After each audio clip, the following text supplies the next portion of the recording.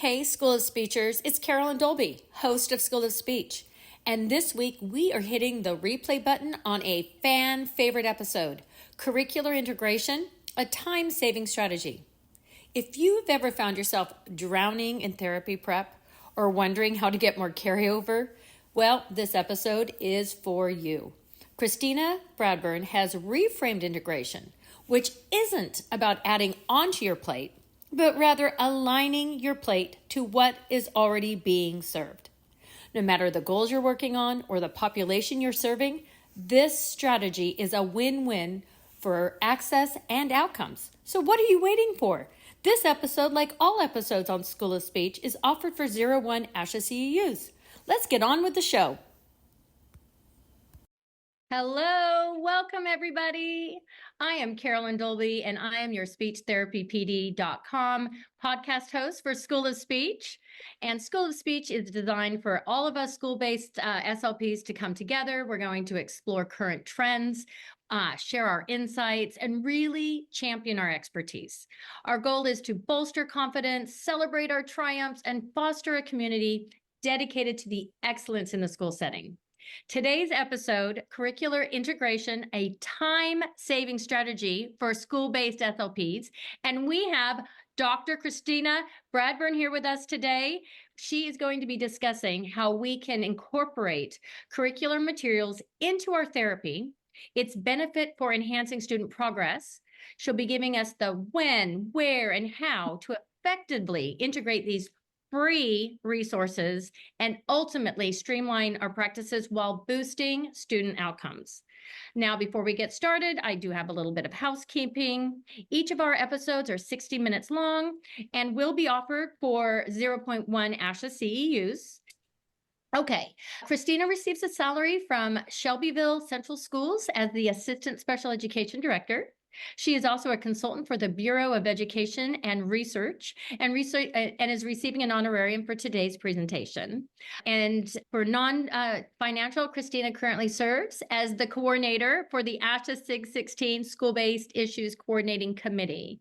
For me, I receive a salary as the district level specialized support clinician for Cy-Fair Independent School District. I'm compensated for my graduate courses that I teach for the University of Houston, and I'm a consultant for school districts across the nation supporting their program development and staff training. And I also receive compensation for non-financial. I'm a member of the Texas Speech and Hearing Feeding and Swallowing Task Force. I volunteer for Feeding Matters, and I'm also a member of ASHA Special Interest Groups. I'm 13, Swallowing and Swallowing Disorders, 14, Cultural and Linguistic Diversity, and 16 with you, Christina, School-Based Issues. But I want you guys to get to know Dr. Bradburn a little bit more before we get started. So currently, I think I said she's working as the Assistant Director of Special Education in Indiana.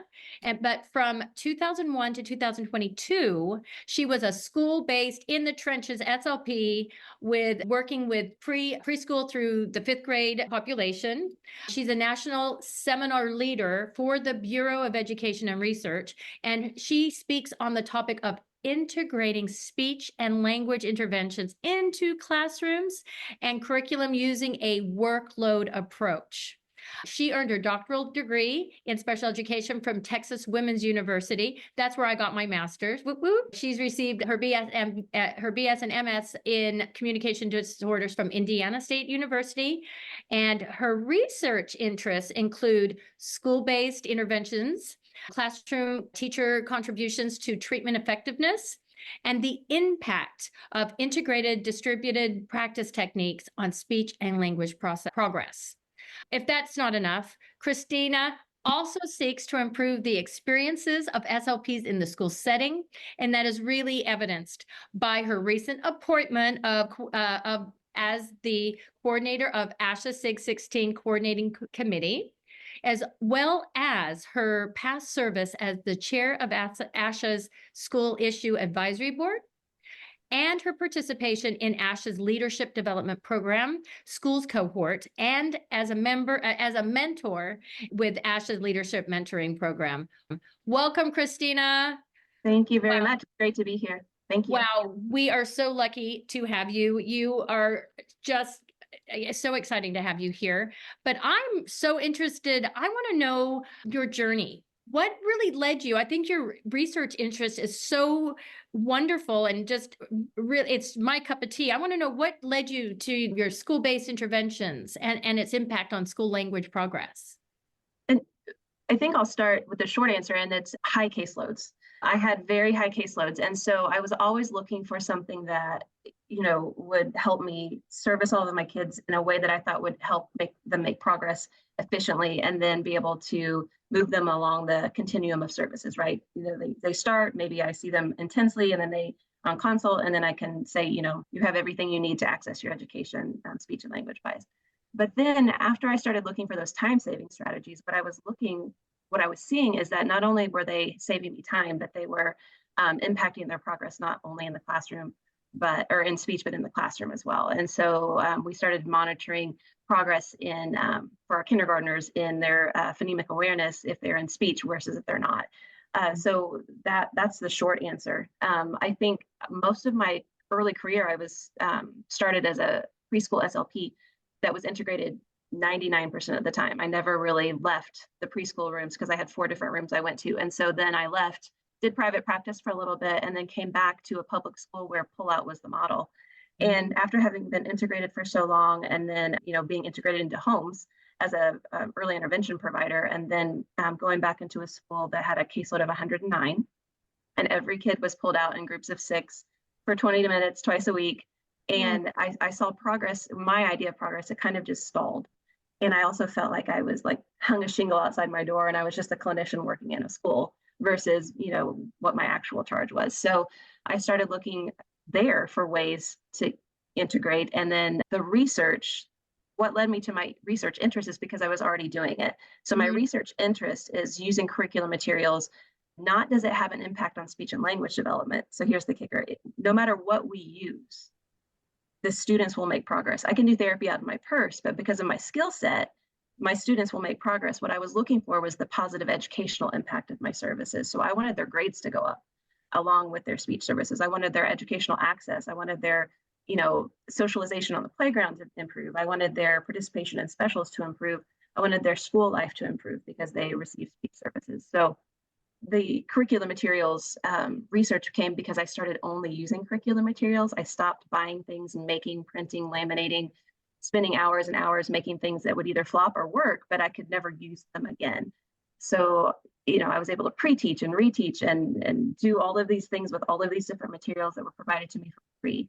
The research interest came from, I wanted to see if what I was seeing was actually true. Was it, was using curriculum materials not only time saving and cheaper and made me feel more part of the school, but it actually improved educational access for the students. And so that's where a very long answer to your question is that's where it kind of started. That's beautiful. I love it. I'm looking at our listeners. We've got a lot of direct pullout, which I think we kind of expected. We do have some teletherapists here, so welcome. And we do have some both pullout and some push in too. But I think a lot of us are still kind of doing the direct because a lot of times that's kind of what we feel like is expected, which kind of makes me want to talk a bit about, because parents that go to a clinic is different than expected in the schools, right? Do you want to talk a little bit about, because we were sort of started to talk about that before we started. I want to get your take on that. Absolutely. So I don't know about you guys, but in graduate school, I didn't learn how to be I learned how to be an SLP, but not an SLP in a school. All of the pieces about making a schedule, I learned about how to write an IEP or what should be included in an IEP, but not how to write one, which I think is a big difference. And so we also don't know that difference between the charge of a school-based SLP and a clinic-based SLP. A clinic-based SLP can focus solely on enhancing and improving and perfecting speech and language skills. But in a school, that not only can't be my only focus, it really shouldn't be a focus, because my sole reason for being an SLP in a school is to ensure that whatever speech and language disorder or delay that the students are presenting with, I either need to eliminate or minimize the educational impact of that speech and language disorder. I don't necessarily need to always enhance or improve. It typically comes along with it, the speech and language development, but my initial charge is to ensure however I can to eliminate that educational impact. And I want to point out that I'm saying educational impact and not academic impact. A lot of times administrators will push back and say, well, their grades are all A's. Why do they need to be in speech? If you're saying there needs to be a negative educational impact, and I say, because education is way more than grades. It's, going to specials, it's asking someone to prom, it's being comfortable trying out for a sport. It's, all of that pragmatic language that's necessary to be a successful human is also necessary in a school. So the research also kind of helps me talk about my passion of, we're not in a school, we're bleeding hearts, I think. And so we want to help everybody, and we want everybody's speech to be perfect. And again, I'm from Indiana. It's the highest caseloads in the nation on average. And I think that's one of the reasons why we don't think about, okay, does there continue to be a negative educational impact? There may have been when we first enrolled, but their speech doesn't necessarily have to be perfect in order not to be eligible for school-based services anymore. And I know from experience, it's very hard to communicate to parents and communicate to administrators. And I have some tips, making sure you talk about it at the initial eligibility meeting. The 3 things that make a student eligible for school-based speech services: they have to demonstrate that delay or disorder, they have to show the negative educational impact of that disorder, and then they have to show the need for specially designed instruction, which would be us. We are the specially designed instruction piece. So I just talk about that from the very beginning. Glad you brought up those prongs. I think sometimes, as you're straight up right on saying about speech pathologists, we want to come in and fix it, and we don't want to let go. And sometimes, yes, there could be a disorder or a delay. There might be an impact, but it's only the supports from specially designed instruction from a speech path needed. And I'll say that's not our fault, because no one told me how to answer those questions. No one said, I know exactly how to say there's a delay or disorder. I can check that box of the 3 prongs. But even the second one, I didn't know how to demonstrate it, how to professionally communicate with a parent as a new SLP, what a negative educational impact of a speech and language disorder could be. Mm-hmm. And then also what a specially designed instruction is, and what it could be from someone else, not an SLP. I wasn't confident in my skills. So my caseloads were much higher as a younger SLP, because I wasn't confident to be able to communicate that.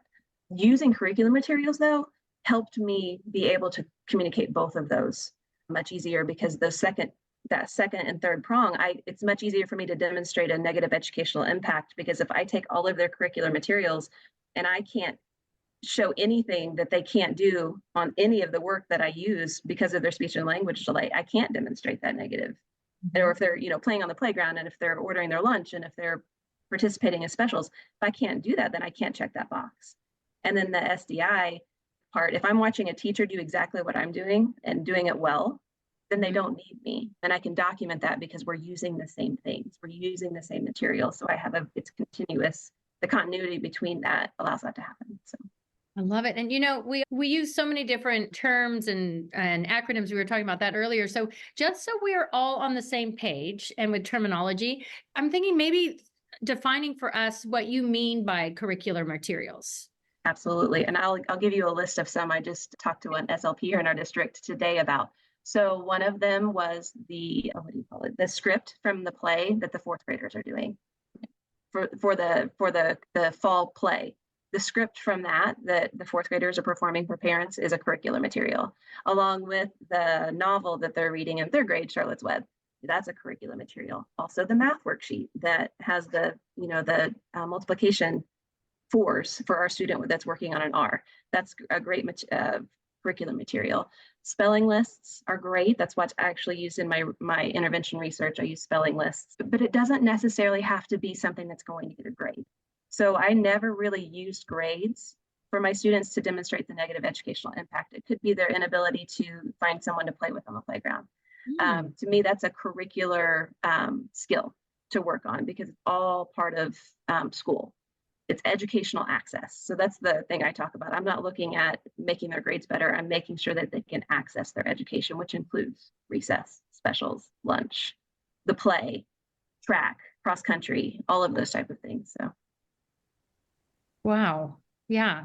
And I think just getting our minds around that basically is answering those 3 prongs. For real. Yeah. Yeah, I mean, that was part of my write-up of my research. Is that it was a pleasant surprise after my research, and I was writing up the dissertation. Like, oh, I didn't even think that it answers all three prongs with the curricular materials. It makes it easier on a school-based SLP to communicate it with parents. So it's more easy. It's easier to implement research-based interventions when the research is actually done in a school and has school SLPs in mind. So Absolutely. That's like a double whammy. Hey, are you talking about grade specific materials? I guess maybe, I know you're talking about that, but maybe talk to me about adapting the materials for for our use. sure.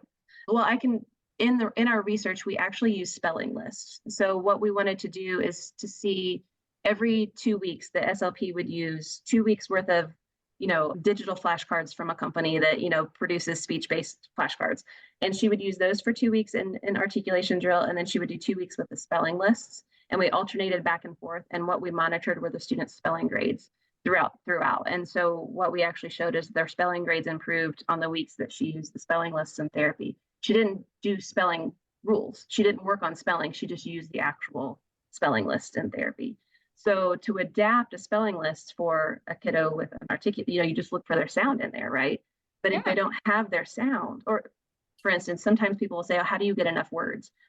And to me, that's still a very clinic minded. Do we have to drill 100 separate words, or do we have to drill one word 100 times, as long as that one word that they're drilling is going to be used all week in class? To me, it's much more important to find a word that will be used over and over in class that week on their spelling list or their vocabulary list. And so say it's a word that has OR in it, and I only have one on their spelling list. And okay, then I drill that word 100 times versus finding 100 OR words. Mm-hmm. So that's one way I would adapt. In my mind, my mindset had to shift that if I get 4 good productions of this word that he's going to say all week versus 4 good productions of a word that he will never say again after he leaves my presence. That's what I was always, pep talking myself. It's okay that there's only 2 words on the spelling list, or it's okay the vocab list only has one thing that I can drill. He'll get that one thing, and maybe he'll be successful in class when we leave, and he'll generalize the one thing we did, because we know generalization is the hardest part. The one thing we did will mean more to him than the game we play that incorporates the language skill that he's having difficulty with. Now I'm just kind of being cheeky, but I thought, yeah, like first graders probably not going to use the word door, but we'll be using the word, I was just saying door as I was joking about in my head, thinking like how important it is to using the spelling word and words that they're actually going to be using. Absolutely. Yeah. I actually have an example. So one of the flashcard sets I used to have was iron ore, O-R-E. Was one of the drill sets. Oh. But then I thought, how silly. How many times a day do they say OR, the word or? And so making sure, I know it's the same motor plan, but just making sure that they know they're drilling that word, because we use that word 50 times a day, 50,000 times a day, versus this one they'll never, ever say again if they're not, and don't even know what it is. So that was exactly what was popping in my head is why be using words, how much more impactful or meaningful for the child if it's actually words that they are utilizing right there. And a little bonus is if you use curricular materials, even if you do pull out. So I know there's a lot of, and like I said, no matter who's doing the services or where they're doing them, if it's a skilled intervention, they're going to make progress. So I just talk about time saving and making life easier for SLPs. I'm not against one or the other, but if you do pull out services, a lot of times you might get a lot of pushback on when you can pull a student. So don't pull during language arts, don't pull during math. But if you're pulling the math materials that are in front of the student and you're going to enhance their ability to access those materials through your skill set, I actually never had any pushback after I was there for a few years and once they realized I was taking the materials with me and they weren't going to miss content when they were with me, I didn't have any restrictions on when I could pull students. I pulled during language arts, reading block, math block, as long as I didn't pull during the Friday testing day. Friday morning spelling tests and vocab tests, then they were pretty okay with anything. So that was just a little side bonus of using the materials, is they're realizing that it's a team effort and you're not pulling away from their content to teach something separate and then send them back that they have to catch them up. You can read the same story. You can just target the skills that you need to target while they're out there. So perfect. Yeah. Right. Just a little added bonus, which kind of, one of the things we were talking about earlier, well, you and I were about common challenges. I think that might lead into, you're saying a benefit, but why don't we what are some challenges in SLP? They're like, you know what, I want to start using curricular-based materials, but what are some challenges do you think that they might come up against, and maybe give us some, how can we overcome them? I think the very first one I always get asked about is it fun? Like, do the kids have fun? Are they still engaged? And I will tell you, from moving away from any game-based or any of the things I used to use that were very colorful and very what I thought were engaging, I actually had increased engagement. So the nerd that I am, I went out and I tried to find some research that would help me figure that out. And there is something called the theory of competing resources. So many of our kids don't know how to play games, which is something we can teach them. But if we're working on subject-verb agreement, or we're working on S-blends or something, and we pull out a game to play that, the theory of competing resources said, don't try to teach two new things or two hard things at the same time, or they won't learn either of them. So a lot of times I was pulling a kid out to play bingo or inferencing bingo. That's a big one. As a kiddo on the spectrum, we were playing inferencing bingo. However, he didn't know how to play bingo. He hated to lose. He didn't know how to take turns. What I was really focusing on was teaching him how to play bingo, and I never actually got to the inferencing, my goal for working with that student. So if you pull a class novel that has full of inferencing, that he's already read the chapter, and you reread the chapter, then you don't have to teach something new. You're not teaching new content, which is instruction, and we're interventionists, so you don't want to ever teach anything new. And it's not hard for him because he's already heard it. But if he's never played bingo, he hates to, a student on the spectrum that I worked with hated to lose. He didn't like to take turns. He couldn't manipulate the markers. So I was teaching him to do 4 or 5 hard things along with the actual really hard thing, which was inferencing. So I think moving away from teaching new games and having to teach that, you can focus way more on your goal, and then you can move them across the continuum of services even faster because you're focusing on the one thing you need to versus 10 or 15, and it's cheaper. So love this. I can be fun. I can be fun with a spelling list. I mean, they seem to like me. So absolutely. And I think it's true. We don't have to have a game to be fun. We are fun. But okay, so I do just feeding, swallowing. And what you made me think is what I tell my staff about, if a child is not in a proper seating, they're spending on that little round little seat. That's the theory of competing resources. Yep.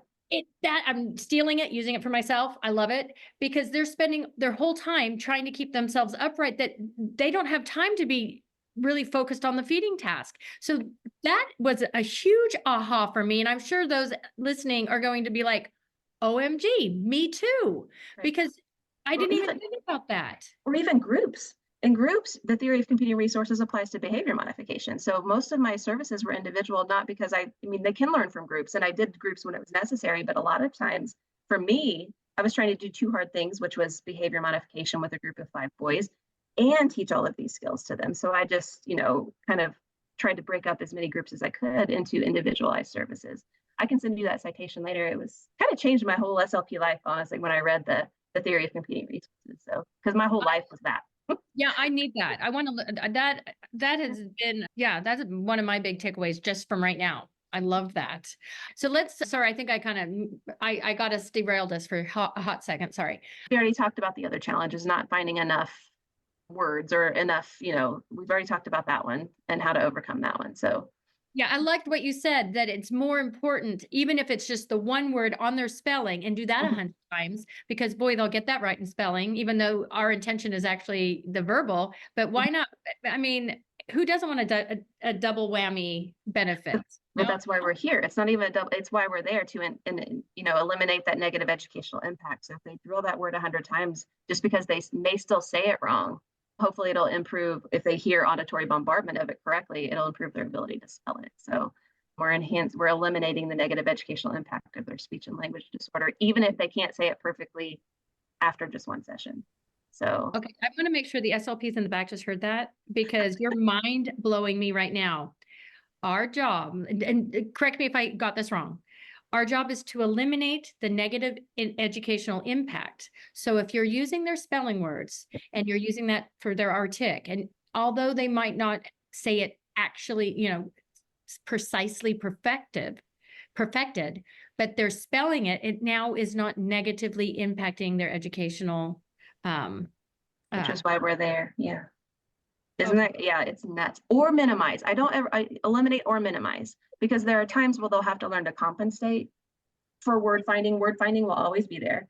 So one of my favorite stories is I was teaching a little girl who I knew word finding would always be difficult, but it impacted her behavior and her willingness to focus or to participate in class, because she just had trouble finding the right word when she wanted it, or just never had it. Like her vocabulary was also very low.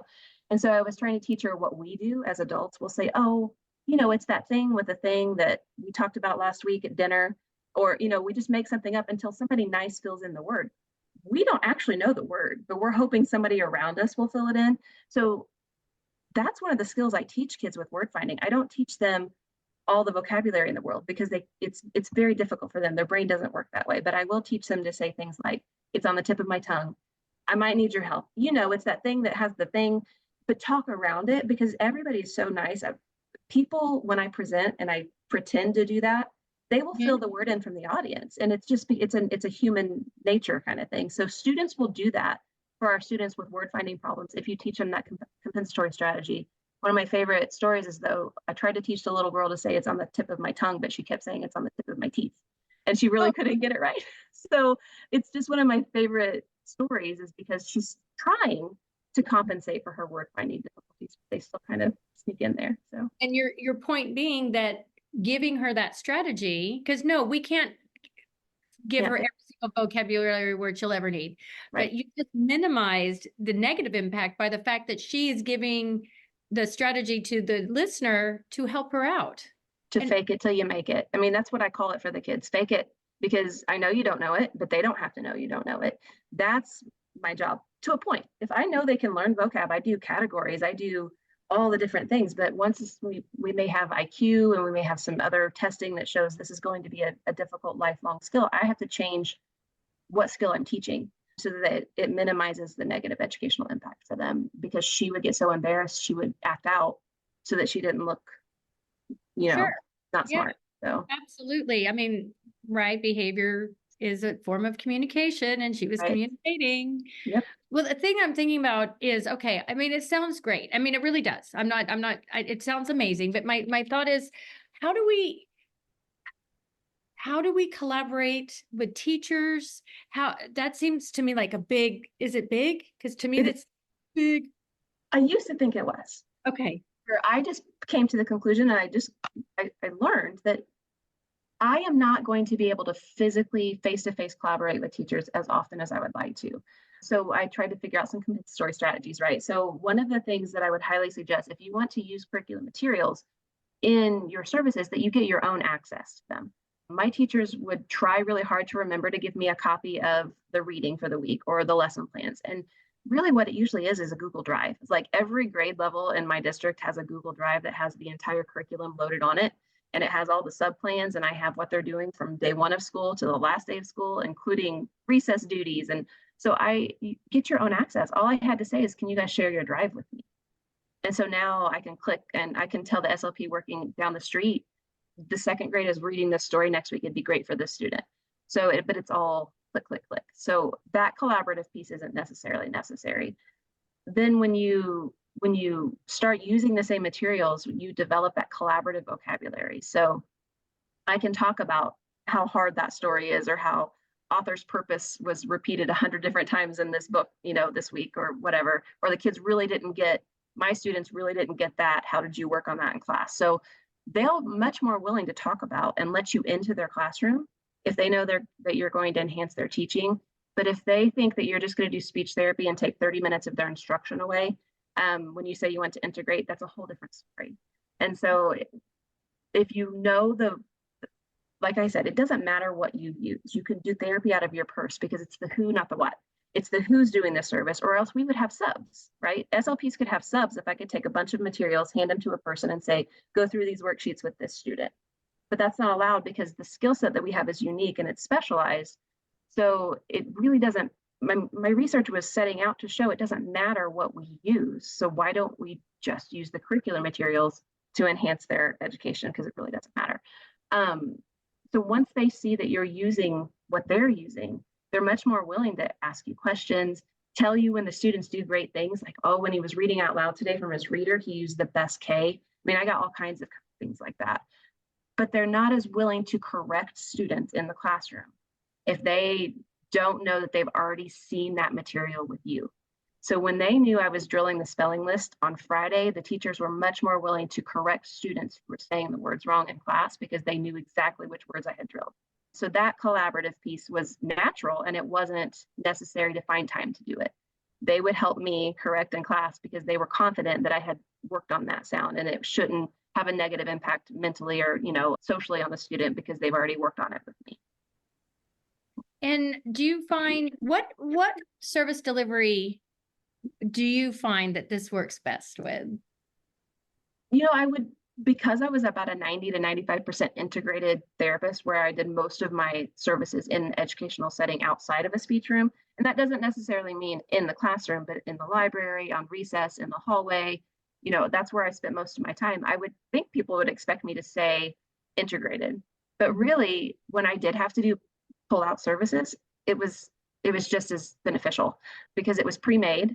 I just had them bring out whatever was in front of them. And it was kind of cool to actually use my skill set to look at this piece of paper and say, oh, I can pull their goal right out of that. Let's do this one sentence in this whole big, sheet, circle it. And it felt really good to use that skill set that I had developed to adapt those materials kind of on, and I don't want to say on the fly like it wasn't planned.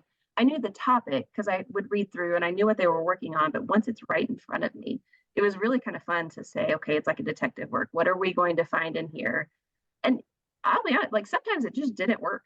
Sometimes it just didn't work. And so I always had carrier phrases like this. None of your spelling lists this week have a single word with your sound on it. So we're either going to make nonsense words. We're going to delete syllables, which is a phonemic awareness skill. We're going to delete this syllable and add this one in to make one of your words. Or we're going to use this carrier phrase that has one of your sounds in it or one of your language goals and then plug the word in at the end. So it's not perfect, but neither are the materials I spent lots of money on. Right. I mean, I always had to adapt those as well because they're not individualized for my students' goals. They are general deficits, right? They work on grammar, they work on whatever the general deficit is, that book that I purchased. And it was great because I had some starters, right? I was so excited to have some ideas from these. And I'm not knocking therapy materials because they work. Again, it's not the what, it's the who. And they're great. Some of them are really good. Again, not knocking the traditional commercial therapy materials. What I'm saying is if we're there for the positive educational impact of our services, that's where the curriculum materials are superior, not because they help their speech and language skills, one or the other. Yeah. I will say, a surprise of my research though, when she used the spelling list in therapy during the alternating treatment design, their speech sound production, their percentage of speech sounds correct also went up during the spelling list week. And yeah, it was better during the spelling list week. And we kind of, you have to write it all up. And when we wrote it up, we talked about it was because the teachers were more willing to correct them those weeks. So yeah. Oh wow. So you got, I'm trying to think of what I would call that. It's on the tip of my tooth. There you go. It's on the tip. Yeah, and it actually went against my hypothesis. So it kind of, messed up my research, but because I said their spelling grades would go up when we use spelling lists, but their speech sound production would be similar on both weeks, on both sets, because it's not the what, it's the who.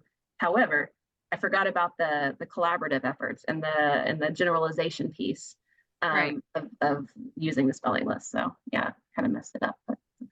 But hey, I'm sorry, but it was still positive outcome, so that's a win. Sure, yeah. Win.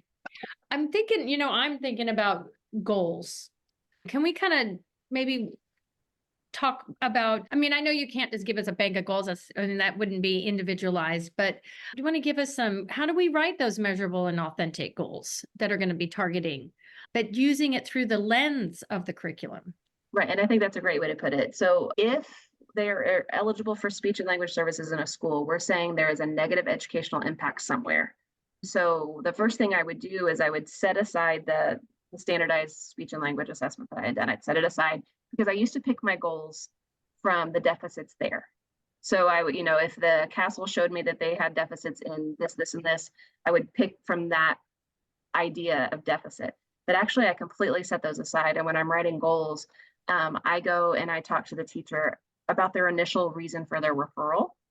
is typically the goal that the initial reason, like they don't participate in class, or they, she just won't talk in class. And it's because she's, her standard score on the Goldman Fristo was a 45, or something like that. So of course she doesn't feel comfortable, or she won't answer questions from the paraprofessional during testing. A lot of times, so it may go against some of the developmental norms, but sometimes, for instance, a goal for a kindergartner who has a severe speech disorder, who can't make any sounds, work on isolation and on all of these different sounds, one of their goals would be to say all the letters and sounds of the alphabet clearly enough so that when they are assessed, they are not docked because they don't know the letters. They know the letters, but because they say A, B, E, E, E, F, D, their negative educational impact is right there. So I will work on them recognizing that they don't say C, and just work on making it as close and approximate as we can until they can say their ABCs clearly enough to pass the screeners. Because we don't want them to go into title or to tier 1, tier 2 academic interventions if it's just because their speech isn't clear enough for someone to understand. Yeah, so the goals are really focused on that negative educational impact. So also, if they can't say the sounds correctly, isolated, that'll be their first goal. I don't try to put an F in initial position of words for a first grader. I make sure they can say every sound of the alphabet clearly enough so that someone that's assessing them will know what they're saying, so they don't dock them and mark it wrong, so they don't get moved into academic interventions that they don't need. That's the negative educational impact of their articulation delay, right? Is that no one understands them, so they can't show what they know. Mm-hmm. So the goals are very focused on where they're struggling in school. And it's also, so you can write a measurable goal. They will name all 26 letters of the alphabet with approximated enough so that they can get 26 out of 26 correct on their, that's something like that. But also making sure that we're saying that what we're using. So using the classroom reader, I want them to talk about subject verb agreement or use correct subject verb agreement when they are retelling a story from their class reader, from the class story of that week. Because that, first of all, will give me the material I'll use for my progress check, the material I'll use for my intervention, and it's the same material the teacher's using for the progress check and the intervention. So the kid can see the why behind why he's with me. Because not only do they see improvement with their goal, but they also see improvement on the assessment that the teacher's giving them later. And maybe this is the answer of, what do you do in speech? Play games. Absolutely. And right. We play Uno. What's your goal? Because my principal would walk around. One of our evaluations was based on the fact if our students state their goals when asked by our evaluator, our administrator. Like if an administrator asked the student, not me, what they were working on, if they could tell them, then that was part of the eval, which I thought was cool. That is cool. When they would say, what have you been doing in speech? And they would say, playing games, or, that was one of the reasons I started moving into the curriculum, to show the students the why of why they're with me. Right. And it's just as important for the student to know why. Mm-hmm. As Absolutely. It is for the teacher to know why, the parent to know why, but the teacher, but for a child to know why, other than it's just fun to go down there. I'm getting out of class. Well, we are fun too. I mean, we are a great reinforcer, but we can be that same reinforcer in the classroom. We can be that same positive, impact, mental health impact. We can just be that same positive impact on them, no matter where we work with them. It doesn't necessarily have to be when they come down to it. So I would love to talk about, because we've kind of been talking about like direct taking them out. Can we move it now into more of like, paint me a picture, paint me a word picture, if you will, of what that would look like pushing in. Oh yeah. So I think my favorite example to use, most of you on here probably know what barrier games are as an SLP, where you put a barrier up between you and the student and you draw a picture and then you tell them what to draw and see if they can use their receptive language skills to follow along. And then you move the barrier and they're like, oh, it doesn't look anything like you just said. Or you tell them to tell you what to draw and they've drawn a dog and you end up with a box. So, that's where the barrier for me was manila folders, in therapy. So I would do one-on-one or small groups and we would put these barriers up and I'm like, okay, we're going to play a barrier game. Use your good skills, use your full sentences, make sure you use descriptors and prepositions to tell me where to draw the different things. So when I talk about integrated services, I don't do anything different. I still play barrier games. It's just I do it on a bigger scale. So, and I use whatever topic they're talking about. So for instance, I would go into a first grade classroom and they're talking about body parts and the five senses, and so I have drawn a body, a big giant one, and all of the kids turn around away from me, making the barrier. Someone holds up the picture and every kid in the classroom tells me what to draw. And so I draw it on the whiteboard behind, all the kids turn around. It's terrible. There's no head, there's no neck, there's no nose. And first of all, I can see, am I holding my speech and language students to a higher standard just because the castle says they should be able to do this, but no first grader can do this. So that's one of the benefits of being in the classroom, is that nobody could do what I was asking them to do, to tell me where to draw things. And so I'm holding them to a higher standard educationally than what the castle says at this point they should be doing. So again, those standardized tests sometimes don't tell us a lot. Then the best part about it, though, is since I know what I'm going to be doing in there, I can pull some of my my more difficult kids that have the more, the difficulty with lots of different things, and I can pull them out and pre-teach. And I'll just say, hey, Peyton, when you hear me say the word face, you say the word nose, and you're going to be right. And we're going to practice that over and over. And you're going to get to show off some skills in class that your teacher will not have any idea. And I'm practicing with them one-on-one, so pre-teach. And then the actual teaching happens in the classroom. And then later, if some of my students really don't do very well, I know what to reteach later. So a 45-minute integrated lesson could be 15 minutes of 3 5-minute individual drills with specific kids, a 20-minute in-class lesson, and then whatever time is left, 10 minutes, 2 5-minute individual sessions with kids that really bombed the in-class lesson. So it doesn't have to be in the room the whole time. Mm-hmm. And as long as you're still teaching what the teacher had planned on teaching during that time, right? The five senses, it's mm-hmm. writing time, it's language arts or whatever. And as long as you're still keeping that in the back of your head, it's just your therapy that you would do in your speech room, but on a bigger scale. And you have 25 other kids, but you typically ignore all but the 5 that are yours. They don't know that. They don't realize you're not calling on them. They don't realize you're not coaching them, but they're still getting the benefit of a skilled, highly skilled interventionist who knows how to break things down for everybody in a different way. They're getting the benefit of that as well. So. And I know when I've talked with other clinicians that are really gung-ho on the integrated service model, is the benefit of the teacher then seeing how they can better teach their content.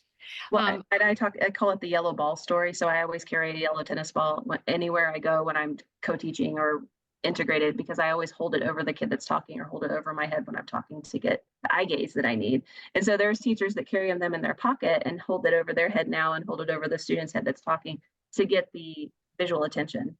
But I never coached a teacher to do that. But they saw it work and they're like, I want to do that. And it's I love stealing things from other people that I see work. I'm making mine. I might give you credit, I might not, because it's fantastic. But nothing's new. So I'm sure we've seen somebody do it. Right. Things that you have said that have made an impact on me is that really that our role, I'm just saying that our role is to minimize, maybe eliminate, but minimize the negative effect.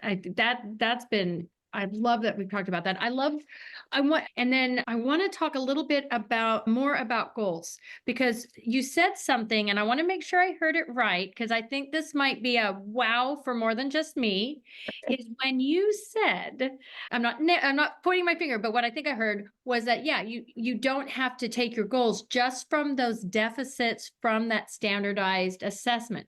Well, here's where we need maybe a little bit of guidance because when we are taking the data of our assessment, when we're taking the results of our assessment and we are writing up that present level, that it's going to go into we call it their IEP, and we say that something is a deficit, at least where I'm from, we have to then have a goal to address that deficit. Right. So help me understand how that we might broaden that.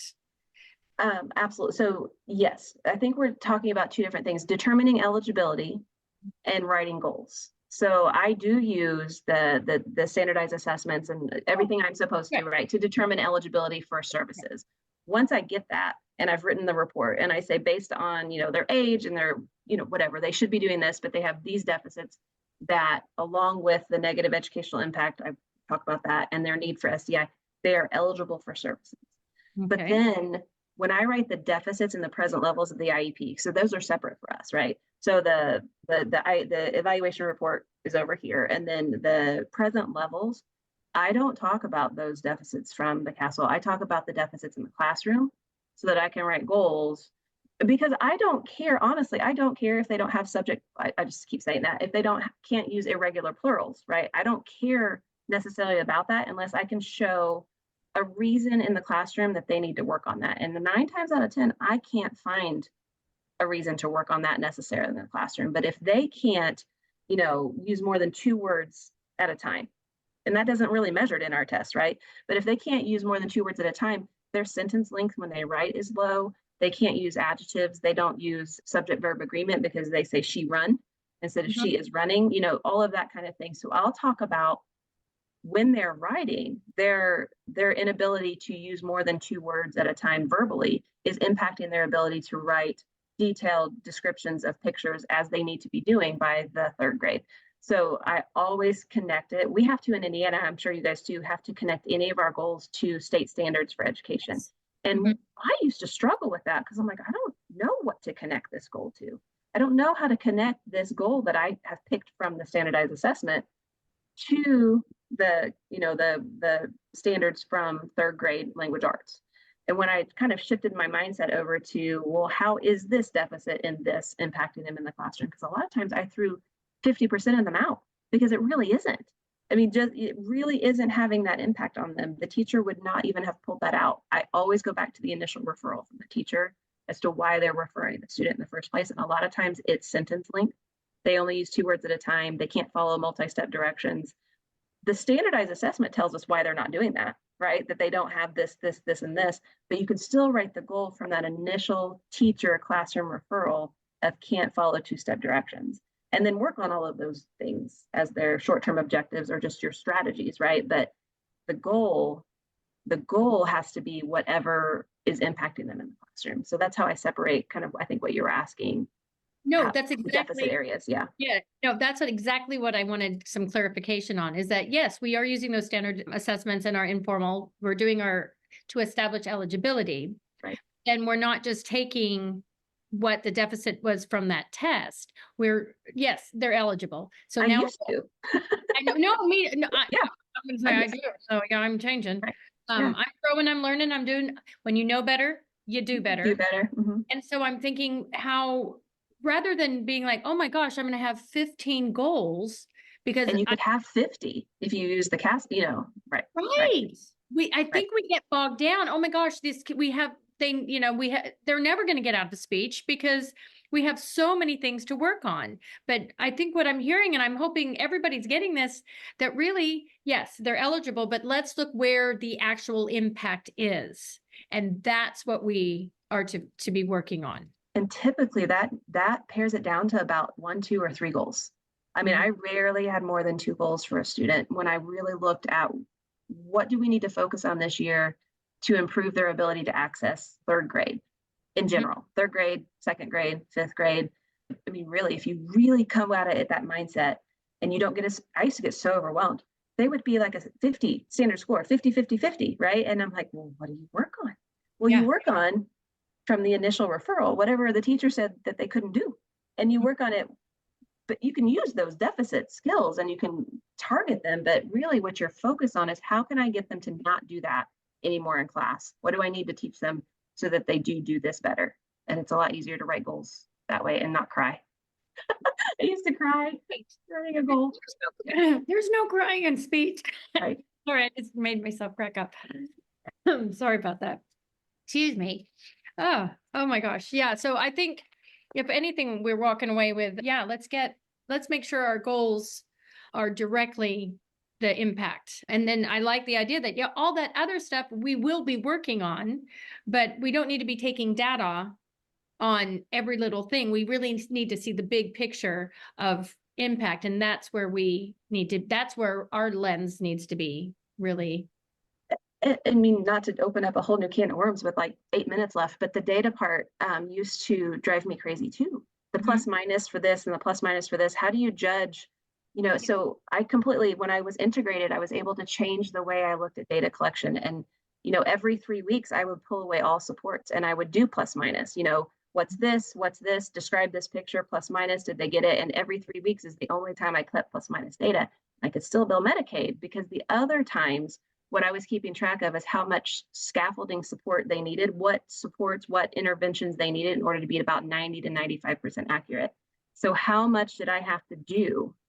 How much did I have to give them? Did I have to touch their throat? Did I have to touch my throat? Did I have to show them Legos for the 3 words that I wanted them? What did I have to do to get 90% accuracy toward their goal? Because I was trying to avoid all of that negative practice of what's this? Oh, no, it's not that, it's this.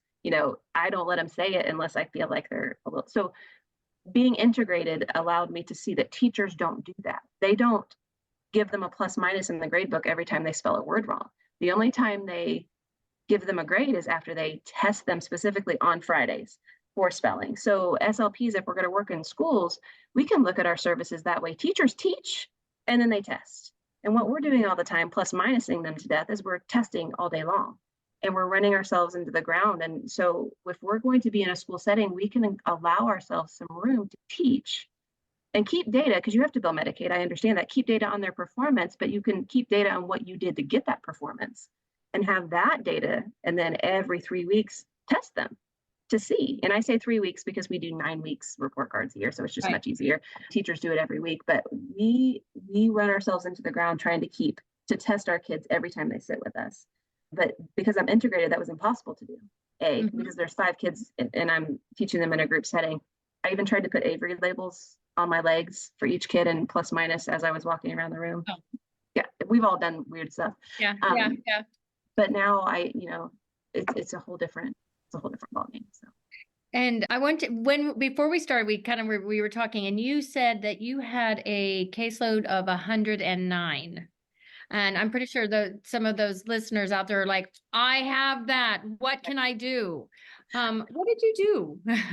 Well, and like that story. So when I took over the caseload in this elementary school, it was pre-K through 5. It had a self-contained classroom and 1 preschool. And it was 109 on the caseload.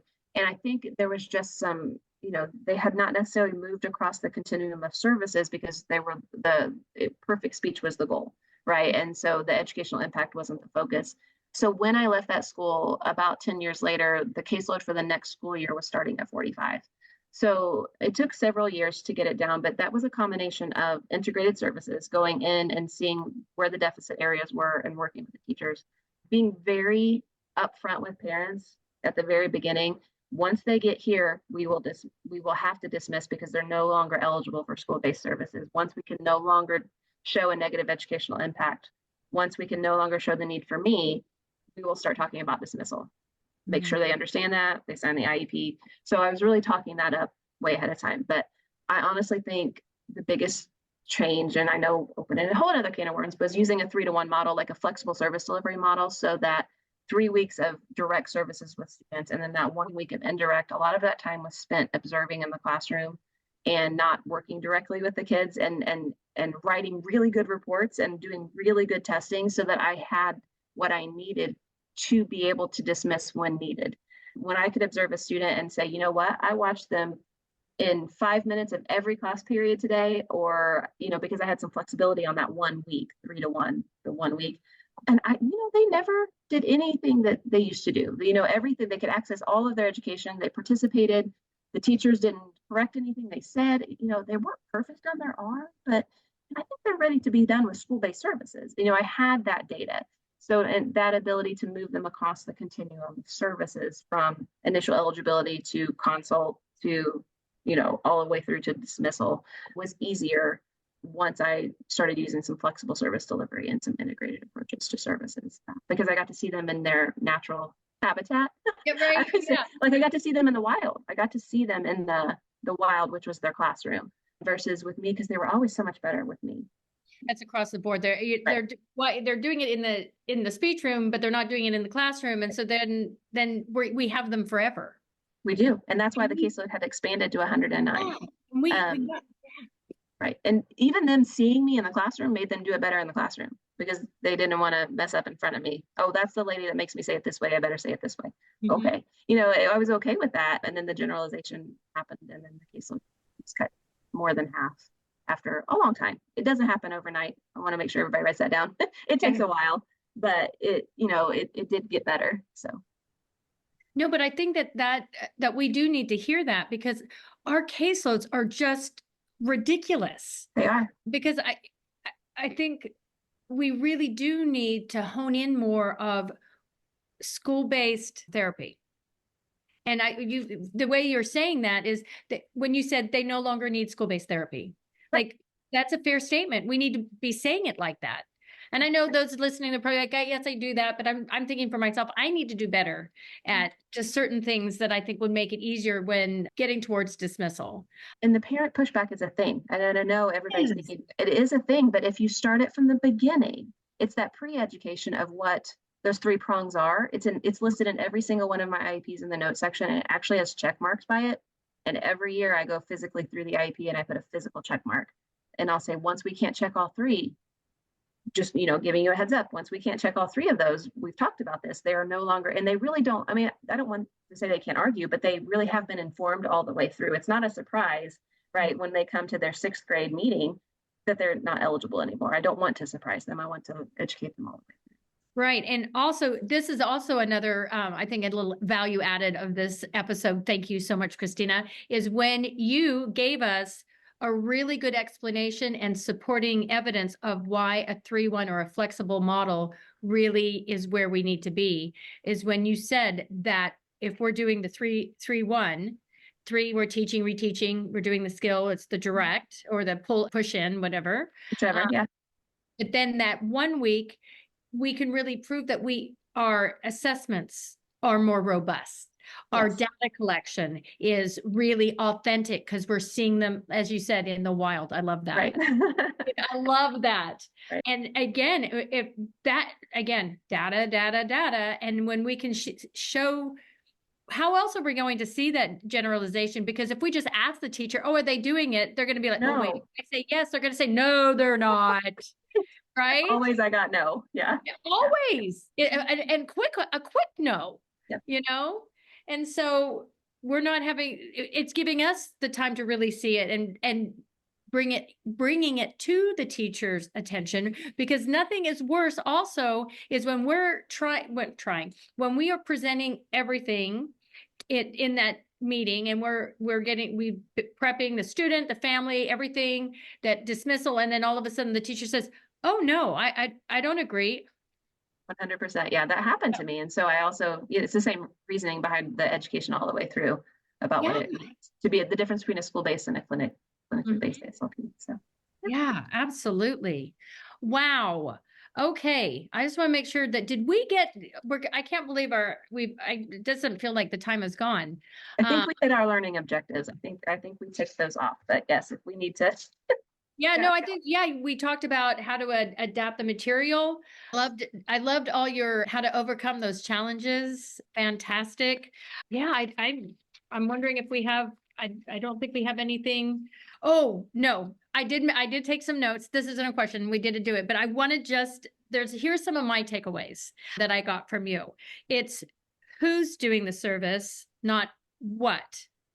So It's not what the service is, but who is, that's that prong, is they might still need the what, but it's who needs to be doing it. I think all of us need to keep hearing that. I know some of us are like, I know, but I do think we do need to really look at that. It's more important, it's the who that has to be doing it. Because if the parent can be doing it or the teacher, then that's not us. Like I always say, I didn't go to graduate school to teach a kid to bite their lip and blow. I mean, yeah, to make an F. Yeah, right. That was my huge takeaway. Another huge takeaway that I'm really bringing back to my district is when we are to really separate the eligibility criteria when you're doing your FIE or your eval versus then when you're doing your present levels. Absolutely. That's a huge one for me. And that's the meat of the difference between a clinic-based SLP and a school-based. I think that's the way you can show it, like with an artifact. Those 2 documents are the difference between us. Yeah. Boom. Yeah. I mean, Mic drop, Christina. And the last one is that theory of competing resources. Yes. All right, people. Theory of competing resources. The reason why maybe not doing that game or that game is impeding progress. That example you gave with a child, a neurodivergent child that is more focused on making sure they get right, that they get the game right or the rules of the game versus really what we're needing to work on. I learned a lot. This has been amazing. This has been fun. Yeah. I know it is fun. School of Speech is fun. But I want to say thank you everyone for coming and listening. And Christina, thank you so much. I can't wait to have you back because we've already talked about it. And so you've already said yes. So I'm holding you to it. You've already said All right. All right. Thanks everyone. Bye guys.